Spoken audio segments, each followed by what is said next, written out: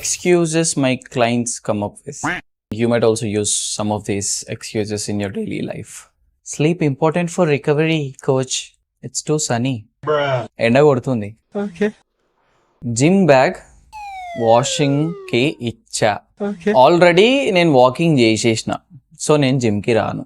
నేను నడుమన్నాను, అయినా నడిస్తే ఏమైంది? వాకింగ్ రెగ్యులర్ యాక్టివిటీ కదా.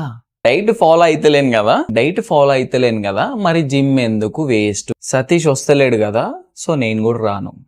అఖిల్ ఇవాళ ఫుల్ వర్క్ ఉంది. అఖిల్ ఏమైంది అక్క ఇలా రాలేదని అంటే డ్రెస్ మ్యాచ్ కాలేదంట. నేను కొనిస్తా. Okay. సెకండ్, హెయిర్ వాష్ చేసుకున్నాను, స్వెట్ రావద్దు అలా అంటే.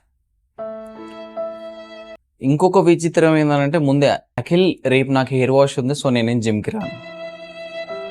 నాకు ఆకలి అవుతుంది, నేను వర్కౌట్ చేయ. నిన్న చీట్ మీల్ చేసిన కదా, సో ఆ గిల్ట్ అట్లనే ఉంది, ఇవాళ నేను రాను. నిన్న తిన్న చీట్ మీల్కి ఇవాళ నువ్వు గిల్ట్ ఫీల్ అయితే ఇంకెక్కువ గిల్ట్ అయ్యి రేపు కూడా రావు కదా. మళ్ళీ 2 రోజులు గిల్ట్ ఫీల్ అయిపోయి నువ్వు మళ్ళీ రావు కదా.